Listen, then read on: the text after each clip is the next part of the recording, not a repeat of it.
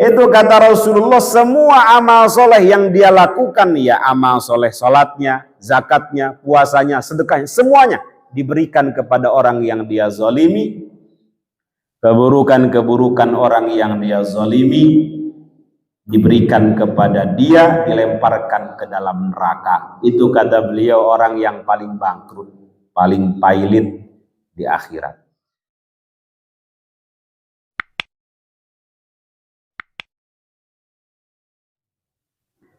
Assalamualaikum warahmatullahi wabarakatuh.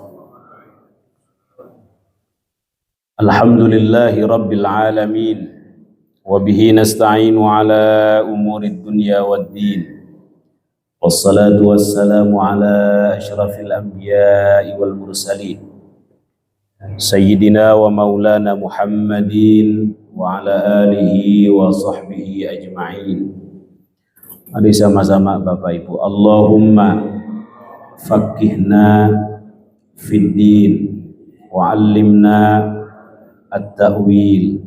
Allahumma aghnina bil ilmi wa zayyinna bil hilmi wa akrimna bit taqwa wa jammilna bil afiyah bi rahmatika ya arhamar rahimin. Allahumma inna nas'aluka ilman nafi'a wa amalan salihan mutaqabbala wa rizqan wasi'an halalan tayyiban mubaraka.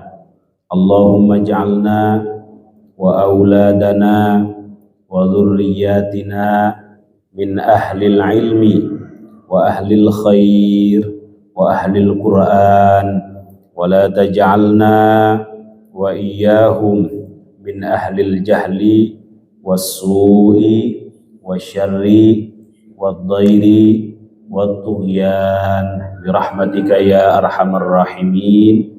Walhamdulillahi rabbil alamin. Amma ba'd. Hadirin jamaah salat subuh Masjid Jami Al-Muhajirun yang dimuliakan Allah Subhanahu wa taala. Alhamdulillah, dalam kesempatan yang mulia ini kita kembali dalam kajian rutin kita, kajian subuh. Mudah-mudahan hadirnya kita di sini dicatat sebagai amal soleh, amal baik, amal ibadah yang dapat memperberat timbangan kebaikan kita di akhirat. Amin amin ya rabbal alamin. Apalagi saat ini kita masih berada di bulan mulia, bulan istimewa, bulan agung, yaitu bulan Dzulhijjah, bulan terakhir daripada bulan Qamariyah, di mana termasuk bulan haram. Bulan haram ada 4, Dzulqa'dah, Dzulhijjah, Muharram, 1 bulan terpisah Rajab Mudhar, alladzi baina Jumada wa Sya'ban, bulan antara Jumadal Akhirah dengan bulan Sya'ban. Kenapa Rasulullah Shallallahu Alaihi Wasallam menisbahkan Rajab kepada Mudhar? Karena saat itu satu-satunya suku atau kabilah Arab yang paling banyak menghormati bulan Rajab adalah suku Mudhar. Karena itu Rasulullah Shallallahu Alaihi Wasallam menisbahkan Rajab kepada Mudhar. Kenapa disebut bulan haram? Para ulama menjawab dengan beragam jawaban, tetapi tidak keluar dari 2 jawaban. Pertama, Allah Subhanahu wa taala mengharamkan pada bulan-bulan ini beragam kemaksiatan. Dan kemaksiatan yang dilakukan di dalamnya sekecil apapun dilipat gandakan dosanya. Itu kenapa disebut bulan haram. Sama seperti Bapak melakukan dosa di Masjid Al-Muhajirun ini dengan di Masjidil Haram. Tentu dosanya berbeda. Sholat saja 1 rakaat atau 1 kali sholat. 1 kali sholat di Masjidil Haram dengan 1 kali sholat di Masjid Al-Muhajirun, pahalanya berbeda. Berapa, Haji? Satu kali sholat di Masjidil Haram 100.000 kali sholat di luar Masjidil Haram pahalanya. Begitupun melakukan dosa, kemaksiatan, kedurhakaan di sana lebih besar azabnya, iqobnya, dosanya. Nah, begitupun bulan haram. Melakukan dosa di luar bulan haram itu tidak sebesar dosanya melakukan dosa di bulan-bulan haram ini. Ini bukan berarti kita boleh melakukan kemaksiatan di luar bulan haram. Rasulullah, Allah hanya ingin menegaskan dan mengingatkan betapa mulianya bulan-bulan haram ini. Kalau Allah memuliakan, maka sudah selayaknya kita sebagai umatnya, sebagai hambanya, memuliakannya dengan memperbanyak amal soleh, berupaya menjauhi amal salah. Kedua, kenapa disebut bulan haram? Karena seluruh amal soleh sekecil apapun yang dilakukan di dalamnya dilipat gandakan pahalanya. Khusus untuk bulan Dzulhijjah itu yang paling utama adalah di 10 pertamanya. Ada seorang ulama tabi'in bernama Abu Utsman An-Nahdi. Sebenarnya beliau termasuk kategori mukhadram, pernah mengalami masa jahiliyah, pernah mengalami masa Nabi, masih kafir. Masa jahiliyah sudah jelas kafir. Masuk masa Nabi, masih kafir. Nabi wafat, baru masuk Islam.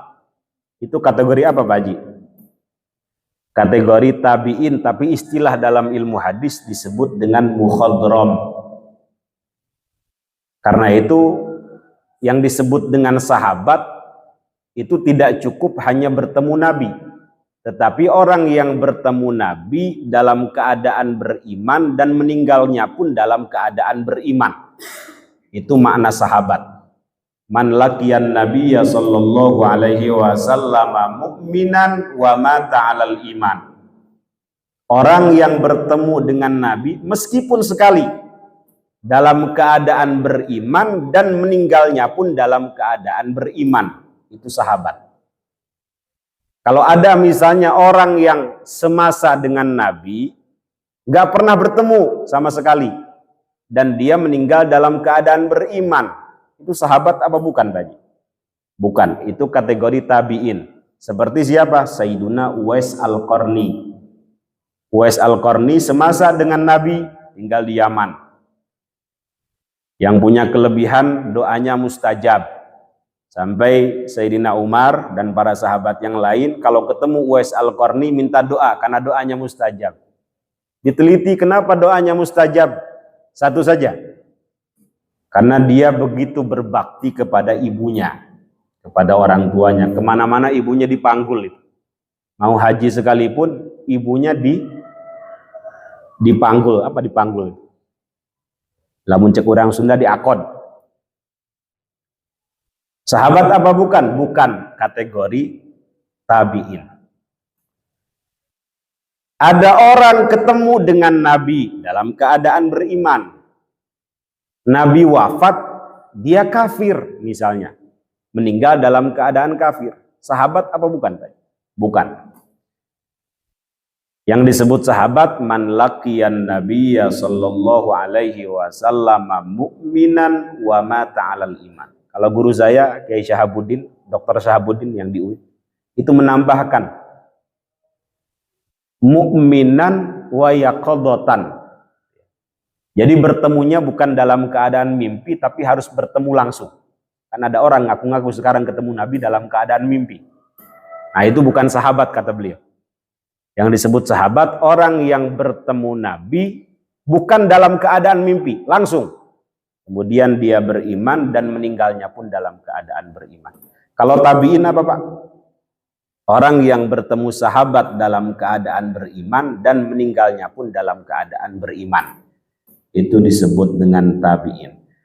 Nah, adapun Abu Utsman An-Nahdi yang tadi saya sebutkan, itu istilahnya mukhadram. Dia mengalami masa jahiliyah, kafir. Masuk era Nabi, masih kafir. Nabi meninggal, intaqala ila rafiqil a'la, kemudian dia masuk Islam. Disebut dengan mukhadram. kategorinya tabi'in. Nah, Abu Utsman An-Nahdi ini termasuk kibarut tabi'in. Pernah mengatakan begini, Pak. Dulu para sahabat itu sangat mengagungkan 3-10 hari. Sangat mengagungkan 3-10 hari. Pertama, kata Abu Utsman, mereka sangat mengagungkan 10 hari pertama daripada bulan Zulhijjah. Maksudnya mengagungkan di sini adalah memperbanyak amal soleh di dalamnya, berupaya tidak melakukan amal salah sekecil apapun. 10 hari kedua, besok nih, 10 hari pertama daripada bulan Muharram. Ini utamanya kita berpuasa sunnah di dalam 10 hari ini. Terakhir 10 hari terakhir daripada bulan Ramadan. Kalau Ramadan di akhirnya yang paling utama, karena di dalam 10 terakhir itu ada mega bonus Ramadan yang kita kenal dengan Lailatul Qadar, yang keutamaannya khairun min alfi syahrin. Apalagi di 10 pertama udah lewat, Pak ya. Di 10 pertama ini amal-amal soleh yang dilakukan di dalamnya paling disukai oleh Allah, paling dicintai oleh Allah. Kata Rasulullah, ma min ayyamin al-amalus salihu fiha ahabbu ilallah min hadhihi al-ayyam. Tidak ada hari yang amal solehnya paling disukai oleh Allah, paling dicintai oleh Allah selain amal soleh yang dilakukan di 10 pertama daripada bulan Zulhijjah. Banyak keistimewaannya. Di antaranya pada bulan Zulhijjah Allah menyempurnakan agama kita, agama Islam ini. Turun ayat, Al-yawma akmaltu lakum dinakum wa atmamtu alaikum ni'mati wa raditu lakumul Islam dina. Surat apa, Pak Haji? Al-Maidah. Al-yawma akmaltu, pada hari ini akmaltu, telah aku sempurnakan lakum, bagi kalian, dinakum, akan agama kalian, maksudnya agama Islam. Wa atmamtu alaikum, dan telah aku sempurnakan alaikum, atas kalian, nikmati, nikmatku, anugerahku.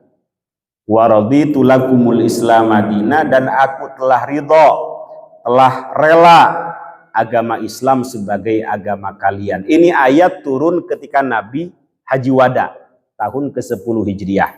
Dan tentu Haji Wada dilaksanakan pada bulan Zulhijjah. Karena itu ada seorang ulama Yahudi sampai mengatakan kepada Sayyidina Umar, Umar, saya tahu ayat ini turun ketika Nabi Haji Wada pada bulan Zulhijjah. Seandainya, kata ulama Yahudi ini, ayat ini turun di agama kami, agama Yahudi maksudnya, maka akan kami jadikan hari turunnya sebagai hari raya besar agama kami. Mungkin saking bersyukurnya kali ya, telah disempurnakan agama Islam ini.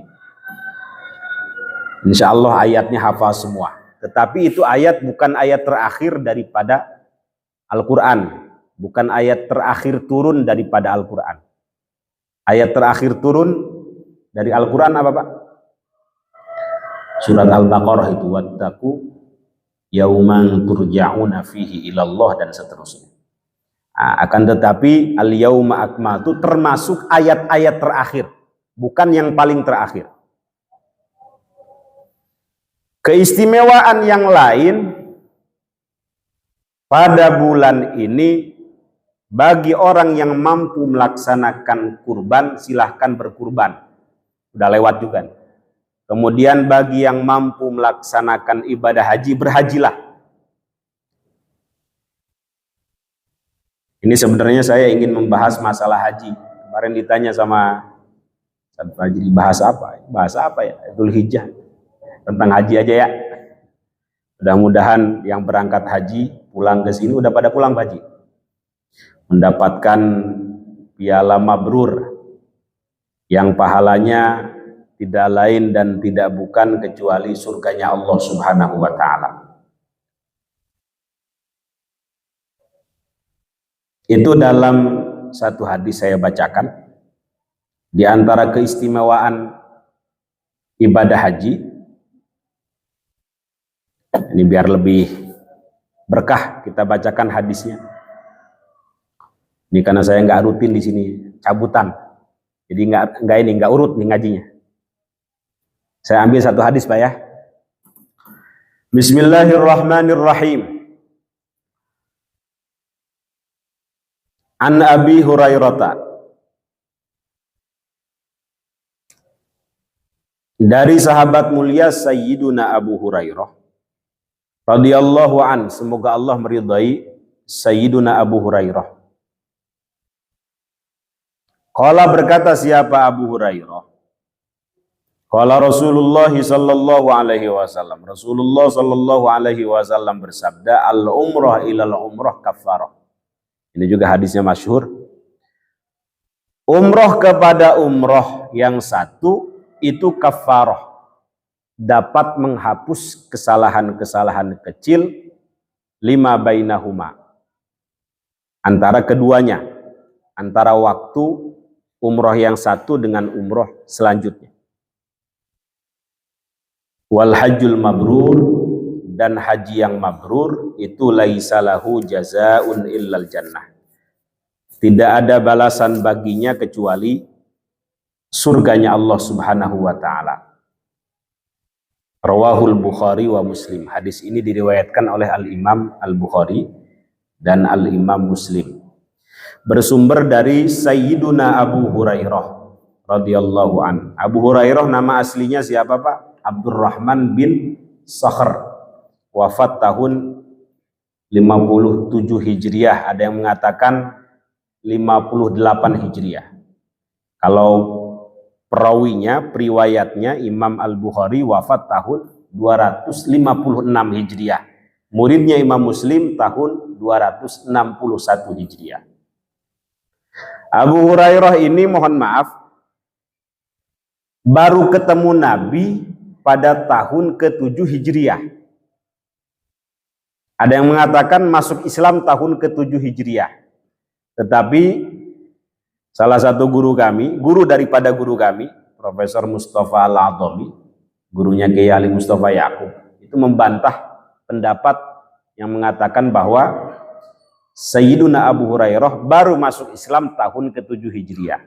Sebenarnya sudah masuk Islam pada awal-awal hijrahnya Nabi, tetapi baru ketemu, kata beliau, tahun ke-7 Hijriah. Jadi sudah menerima Islam. Beliau aslinya Yaman, kemudian bertemu dengan salah satu sahabat Nabi yang lebih dahulu masuk Islam, namanya At-Tufail. Nah, diislamkan oleh beliau ini, tetapi baru ketemu Nabi tahun ke-7 Hijriah. Kemudian beliau tinggal di emperan Masjid Madinah yang disebut dengan As-Suffah. Orang-orang yang tinggal di situ disebut dengan Ashabus Suffah atau Ahlus Suffah. Pimpinannya Sayyiduna Abu Hurairah ini. Dan beliau tercatat orang yang paling banyak meriwayatkan hadis. Ini yang bikin heran orang-orang orientalis ini. Orang baru ketemu Nabi 3 tahun kok paling banyak meriwayatkan hadis. Gak mungkin, kata mereka. Ini dijawab oleh beliau sendiri, kenapa saya ini kok paling banyak meriwayatkan hadis, paling banyak hafalannya? Kata Abu Hurairah, orang-orang ke pasar, orang-orang bertani, orang-orang ke kantor, saya setiap hari bersama Nabi. Saya menghafal hadis-hadis Nabi, saya mencatat apa yang disampaikan oleh Nabi. Jadi memang harus ada orang-orang yang seperti Abu Hurairah yang mau mutolaah agama, mutolaah ilmu-ilmu Rasulullah. Bayangkan kalau nggak ada orang-orang seperti beliau, mungkin hadis-hadis ini nggak nyampe kepada kita itu Pak. Itu yang disebut dengan tafaqquh fiddin. Jangan semuanya jadi bisnismen, jangan semuanya jadi konglomerat ekonom. Harus ada orang-orang yang tafaqquh fiddin, yang mendalami ilmu agama, ilmu akhirat lah kira-kira. Kata beliau, orang-orang ke pasar, saya bersama Nabi. Saya istiqomah ngaji 24 jam dengan Nabi, berjamaah nggak pernah kelewat. Bahkan beliau didaulat oleh Nabi sebagai Sayyidu Ashabi Suffah, rajanya atau pimpinannya orang-orang yang tinggal di emperan Masjid Madinah. Itu fluktuatif, kadang ada 70 orang, kadang sampai 400 orang kalau banyak. Yang tinggal di situ orang-orang yang tidak punya apa-apa selain dirinya sendiri. Kebanyakan dari muhajirin yang datang ke Madinah, mereka tidak mendapatkan tempat tinggal di Madinah itu. Kemudian ditempatkan oleh Nabi di As-Suffah itu. Nah itu setiap hari berjamaah dengan Nabi, iktikaf di situ. Karena Nabi juga kan rumahnya nempel dengan masjid. Kalau ada apa-apa, Nabi nanya siapa? Nanya kepada Abu Hurairah. Persis seperti di pesantren tuh, Pak Haji ya. Jadi ada lurah pondoknya. Nabi butuh apa? Bilang ke siapa? Panggil si Anu, bilang ke siapa? Mirip banget dengan pondok. Kalau ditanya cikal bakal pondok itu sejak kapan? Ya sejak masa Rasulullah Shallallahu Alaihi Wasallam. Meskipun dibubarkan pada masa Sayyidina Umar ibnul Khattab radhiyallahu an, untuk disebar ke berbagai wilayah, tujuannya untuk menyebarkan ajaran Islam, berdakwah. Jadi enggak ngumpul semua di Mekah, di Madinah, tetapi ada yang ke Basrah, ke Kufah, ke Syam, ke berbagai negara, bahkan ada yang ke Spanyol dan seterusnya. Ini siapa Pak? Abu Hurairah. Nama aslinya Abdurrahman bin Sakhr. Abdurrahman bin Sakhr Ad-Dausi Al-Yamani. Kenapa disebut Abu Hurairah? Karena kesenangannya kucing. Itu apa kata Nabi? Di tangan kamu, ini kucing kecil. Oke, kalau begitu mulai dari sekarang kata Rasulullah, engkau dipanggil dengan Abu Hurairah. Bapaknya kucing kecil. Kucing perempuan sih sebenarnya. Karena Hurairah itu sigot apa? Tasghir daripada Hirrah, kucing perempuan. Makanya beliau agak kurang berkenan karena kucing perempuan, kenapa nggak laki-laki aja gitu? Hirin. Hurairah. Jadi begini Bu, ada sahabat itu yang terkenal kunyahnya, bukan namanya. Nama aslinya nggak terkenal justru, Abdurrahman bin Sakhr. Tetapi kunyahnya, kunyah yang bentuknya laqab, julukan. Seperti Abu Bakar, itu nama aslinya bukan Abu Bakar. Nama aslinya Abdullah ibnu Abi Quhafah. Dikasih nama oleh Nabi Abu Bakar. Dan orang Arab paling senang dipanggil dengan kunyah. Abun, Ummun. Saya punya anak Mumtaz. Dipanggil sama orang Abu Mumtaz. Itu orang Arab paling senang. Pak Haji punya anak namanya Gosok misalnya. Dipanggil Abu Gosok misalnya. Saya punya teman luar biasa namanya Fir'aun Maulana. Ustadz lagi. Ustadz kenapa dikasih nama Fir'aun? Nggak tahu. Ibu saya ngasih nama Fir'aun. Itu kalau dia namanya Fir'aun berarti bapaknya dipanggil Abu Fir'aun tuh, mbahnya Fir'aun. Mungkin maknanya bagus, tapi sejarahnya yang nggak bagus. Fir'aun itu, Farain itu ada yang mengartikan arsitek, ada yang mengartikan pemimpin juga. Cuma ya sejarahnya aja nggak bagus.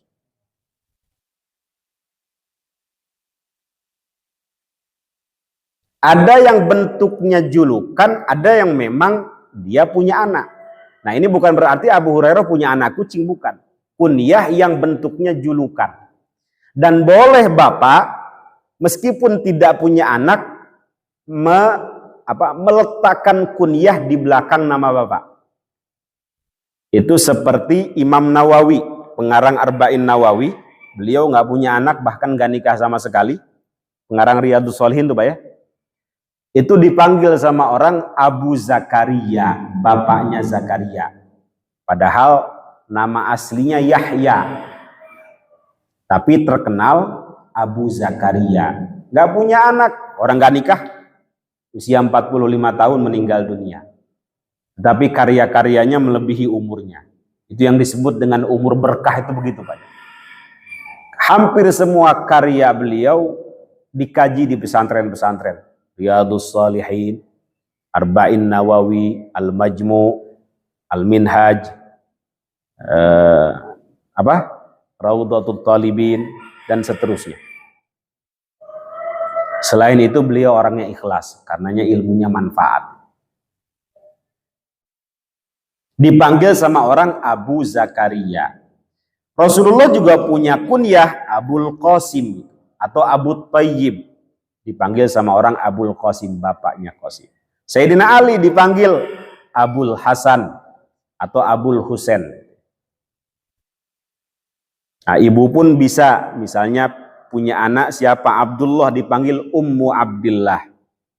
Sayyidah Aisyah dipanggil sama Rasulullah Ummu Abdillah meskipun beliau tidak punya anak yang namanya Abdullah. Karena curhat, ya Rasul, teman-teman sebaya saya ini ada kunyahnya semua punya anak dipanggil ummun. Kok saya kayak minder begitu, curhat sama Rasulullah. Ngelihat saudaranya Sayyidah Asma binti Abu Bakar baru punya anak.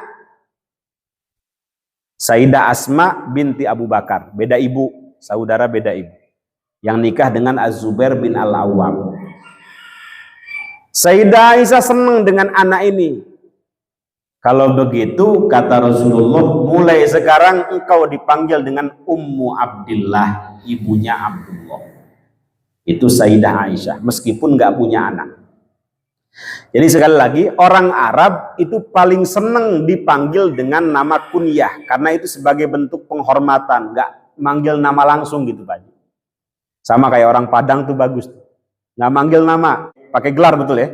Bagindo Pakiyah, apalagi Bagindo Sultan, saya sering dengar itu. Jadi dia diberikan gelar oleh mertuanya apa oleh siapa? Itu sebagai bentuk penghormatan. Karena memang layaknya manusia itu dihormati. Apalagi orang Islam. 3 hal yang harus dijaga. Pertama, hartanya. Kedua, darahnya tidak boleh mengalir. Kecuali bihaqil Islam.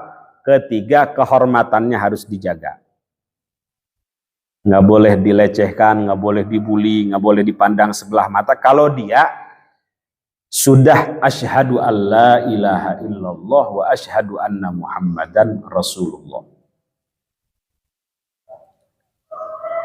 Itu Abu Hurairah.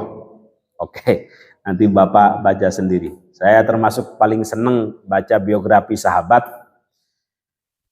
Dulu kalau ada tugas dari Kiai Ali Mustafa Yakub itu sampai 2 halaman. Nanya nggak dijawab sama beliau. Ya Syekh as'aluka la ibhas anta atini fil usbu'il muqbil. Sampai begitu Kiai. Nanya kagak dijawab, bukan berarti beliau nggak tahu.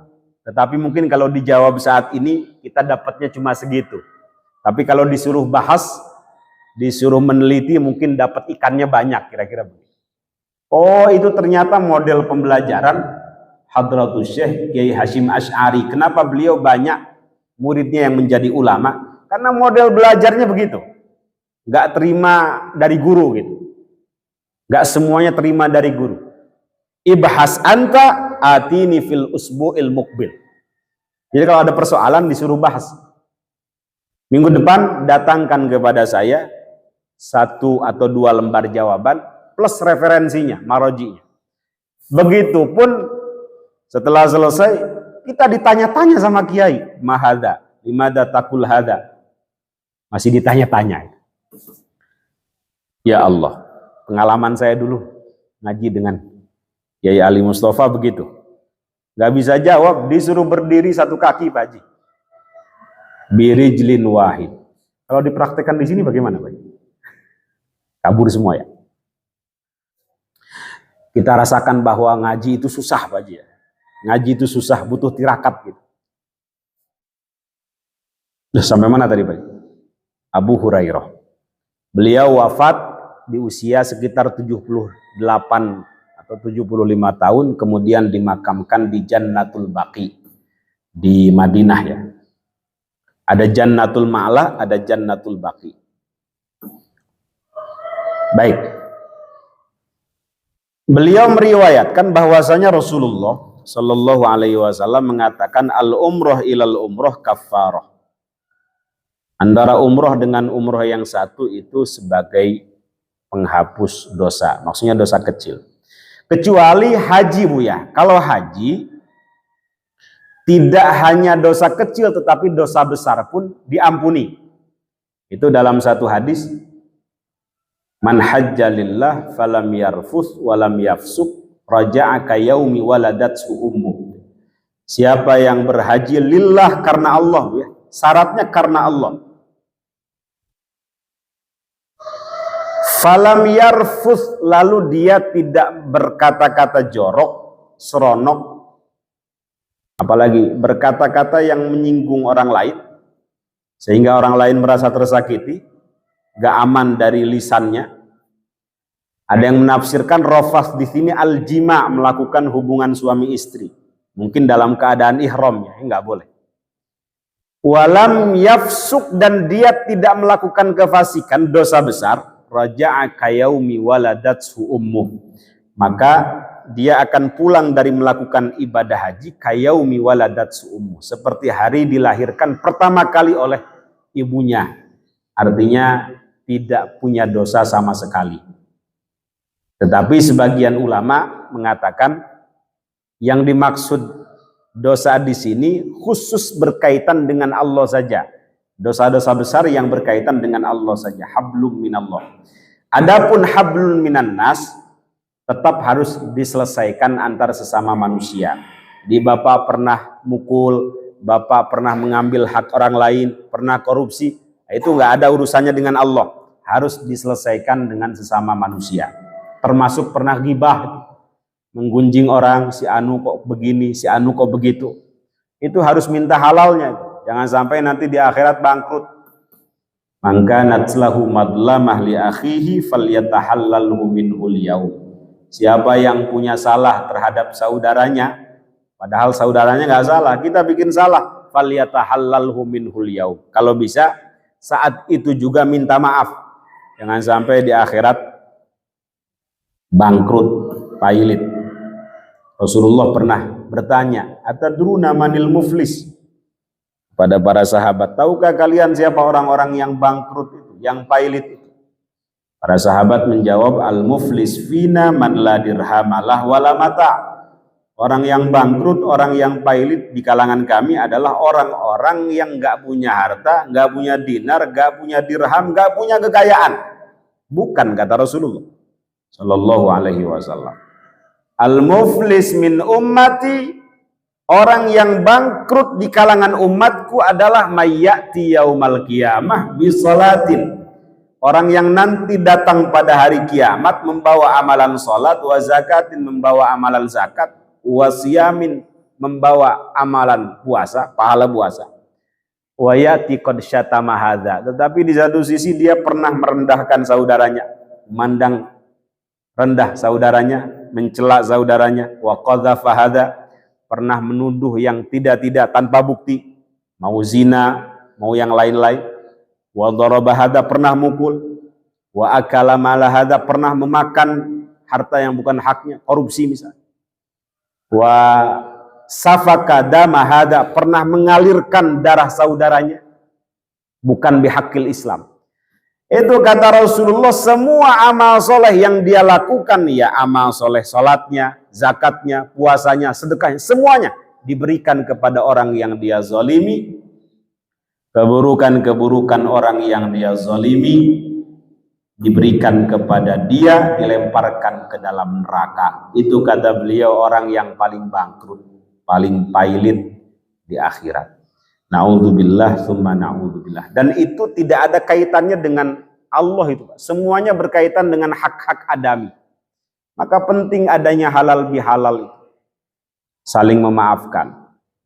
Kadang kita kalau nggak diingetin begitu lupa. Nanti aja minta maafnya, gengsi lagi. Ya, itu salah satu keistimewaan ibadah haji adalah apa tadi Bu?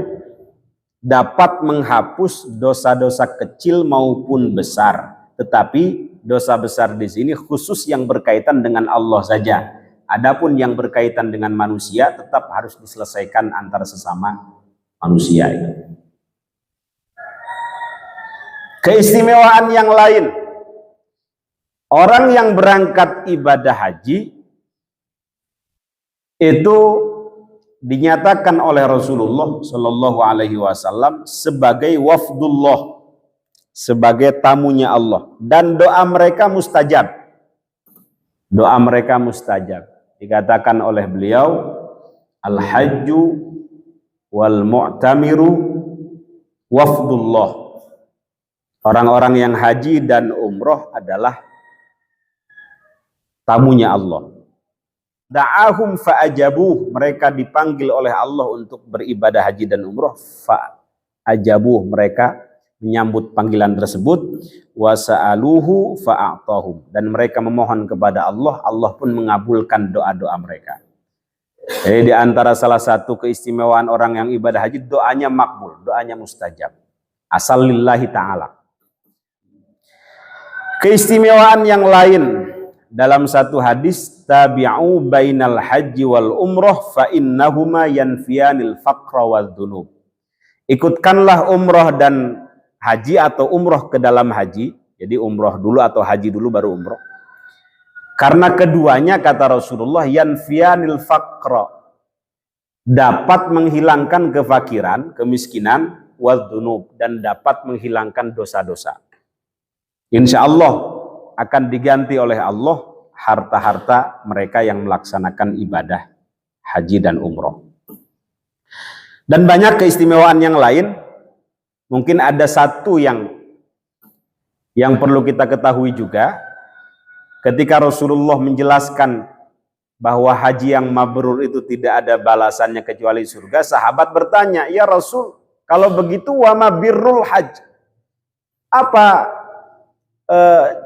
tipologi atau ciri orang yang hajinya mabrur? Iya tahu, kata sahabat, pahalanya surga.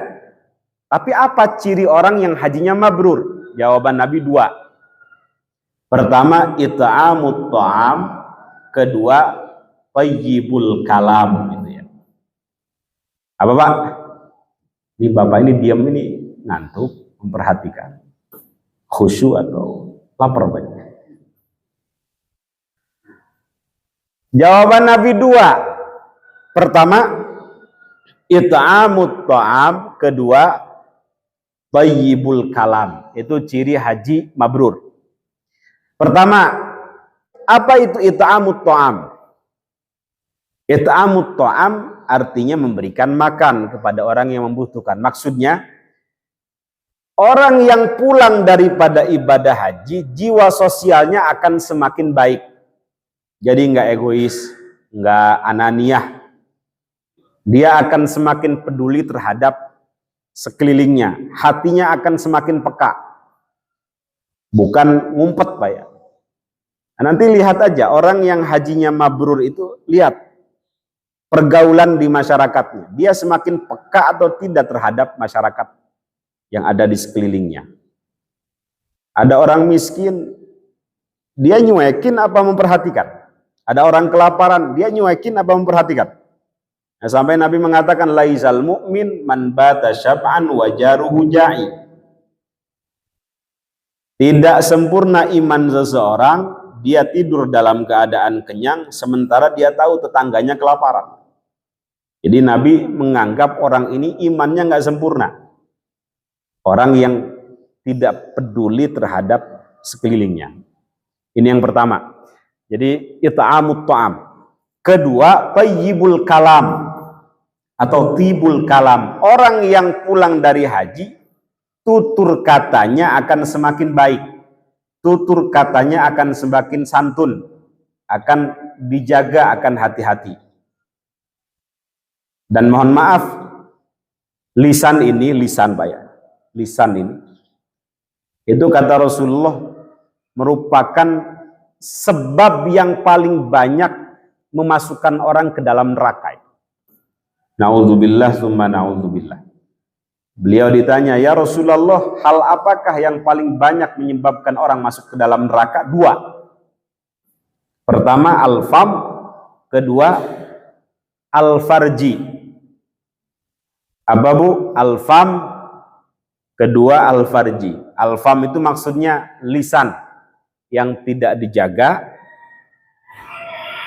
Kedua al-farji, kemaluan. Maksudnya perzinahan. Termasuk apa? Liwat, homoseks, LGBT, itu termasuk. Alhamdulillah di negara kita nggak ada LGBT. Jangan sampai dilegalkan. Saya beberapa kali ke Amerika, ke Kanada, ke Montreal, ke McGill, Ottawa, ke Jerman, pernah ke Belanda. Itu negara-negara yang melegalkan perkawinan LGBT. Bahkan di Jerman kalau nggak salah, Belanda apa incest Pak ya? Incest Pak ya. Jadi ibu menikahi anak laki-lakinya, bapak menikahi anak perempuannya. Kalau dua-duanya saling cinta, dinikahkan tuh Pak. Ya Allah, naudzubillah. Tsumma naudzubillah. Kalau di Kanada saya ditunjukkan. Ini tempat pacarannya laki-laki katanya. Jadi laki-laki dengan laki-laki. Dan kalau mereka sama-sama suka, dilegalkan pernikahan mereka. Naudzubillah summa naudzubillah. Itu kaumnya Nabi Lut.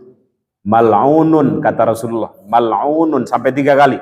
Mal'unun man amila amala qaumi Lut. Dilaknat, dilaknat, dilaknat orang yang melakukan amal sebagaimana amalnya kaum Nabi Lut. Kenapa kira-kira ya orang Belanda itu suka dengan sesama, nggak suka dengan perempuan gitu? Itu Kiai Ali Mustafa ngasih jawaban. Bahkan beliau meneliti. Karena orang sana itu Pak, kenapa laki-lakinya bosan dengan perempuan?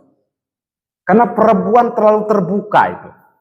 Ini hikmahnya kenapa perempuan harus tertutup Pak ya, biar penasaran laki-laki itu. Biar nggak bosan kira-kira. Nah mereka kenapa berpindah ke sesama jenis? Karena sudah bosan dengan pasangannya. Saya ulang Pak ya, ini kemana-mana. Saya ulang. Yang pertama it'amut ta'am, yang kedua thayyibul kalam. Di antara perkara yang paling banyak menyebabkan orang masuk ke dalam neraka adalah al-fam wal farji, lisan dan kemaluan. Rasul juga pernah ditanya, ya Rasul, hal apakah yang paling banyak menyebabkan orang masuk ke dalam surga? 2 juga jawabannya. Taqwallah wa husnul khuluq. Takwa kepada Allah dan akhlak yang baik. Ada lagi dalam riwayat yang lain, Rasulullah menambahkan ifsya'us salam. Orang yang hajinya mabrur pulang dari sana akan damai, membawa perdamaian, gak seneng bertengkar, gak seneng cari musuh, pengennya damai aja, pengen masyarakat itu tentrem. Nah, kita lihat nanti, dia dicolek dikit marah apa enggak? Nah, kalau dicolek dikit marah, gak seneng damai gitu misalnya, itu bukan mabrur tapi mabur Baji. Mabur. Jadi ada 3 Pak ya, ciri orang yang hajinya mabrur menurut Rasulullah. Pertama, it'amut ta'am, jiwa sosialnya lebih meningkat. Kedua, thayyibul kalam, tutur katanya baik, indah, dijaga. Yang ketiga, ifsya'us salam, pulang dari sana menebarkan perdamaian, menebarkan salam. Dan menebarkan salam ini termasuk perkara yang dijanjikan oleh Rasulullah dengan surga. Beliau mengatakan, la tadkhulul jannah hatta tu'minu. Engkau tidak akan masuk ke dalam surga sampai engkau beriman. Wala tu'minu hatta tahabbu. Dan iman kamu tidak sempurna hatta tahabbu, sampai kamu saling mencintai antara satu dengan yang lain. Awala adullukum ala syai'in idza fa'altumuhu tahabbtum. Maukah aku tunjukkan, kata Rasulullah, terhadap sesuatu yang apabila engkau lakukan itu engkau saling mencintai, saling menyayangi antara satu dengan yang lain. Qala afshus salama bainakum. Sebarkan salam, sebarkan perdamaian di antara kalian. Dan ini sudah kita praktekkan setiap hari. Ketika ketemu orang, assalamualaikum, itu tanda bahwa kita ingin damai. Mudah-mudahan, udah isyraq belum, Baji? Belum. Nggak ada yang jawab. Udah isyraq apa belum? Udah? Belum? Udah isyraq apa belum?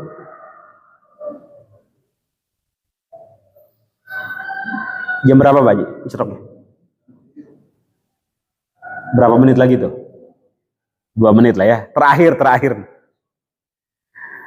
Terakhir. Bagaimana bagi kita yang belum berangkat haji? Mudah-mudahan Pak yang belum berangkat haji tahun depan berangkat nih Pak ya. Yang udah berangkat haji mudah-mudahan kemabrurannya dijaga. Ini yang belum berangkat haji bagaimana? Banyakin begini Pak ya. Banyakin sholat subuh di masjid. Kemudian terserah mau tilawah Quran, mau zikir, mau taklim seperti ini, sampai waktu isyraq, kemudian sholat sunnah isyraq 2 rakaat. Itu dalam hadis sahih, orang yang melakukan demikian, kana lahu ka ajri hajjatin wa umratin tamah. Orang yang melakukan itu seperti pahalanya itu seperti melakukan ibadah haji dan umroh sempurna. Sampai 3 kali, sempurna dan sempurna. Bapak kalau nggak bisa tiap hari minimal seminggu sekali. Sabtu Minggu nih, kalau lagi libur. Nggak bisa juga Ustadz, sibuk dari pagi sampai malam nyari pokoknya nyari dunia lah. Minimal sebulan sekali, minimal dapat pahala haji dan umroh sempurna. Nggak bisa juga minimal setahun sekali. Nggak bisa juga Ustadz, minimal seumur hidup sekali. Keterlaluan, seumur hidup sekali. Mungkin itu saja kesimpulannya bahwa ibadah haji ini merupakan ibadah yang istimewa. Orang yang melakukannya akan diampuni kesalahan-kesalahannya. Dan pahala yang paling agung yang akan diberikan kepada orang yang ibadah haji adalah surganya Allah Subhanahu wa ta'ala. Di antara ciri yang disebutkan oleh Nabi, pertama, it'amut ta'am, jiwa sosialnya bagus. Kedua, thayyibul kalam, kata-katanya, lisannya dijaga, kata-katanya lembut, tutur katanya tidak menyinggung, menyakitkan. Dia akan memberikan kenyamanan, keamanan terhadap sesamanya. Keempat, orang tersebut hobi menebarkan perdamaian, gak senang bertengkar, gak senang berselisih, pengennya damai.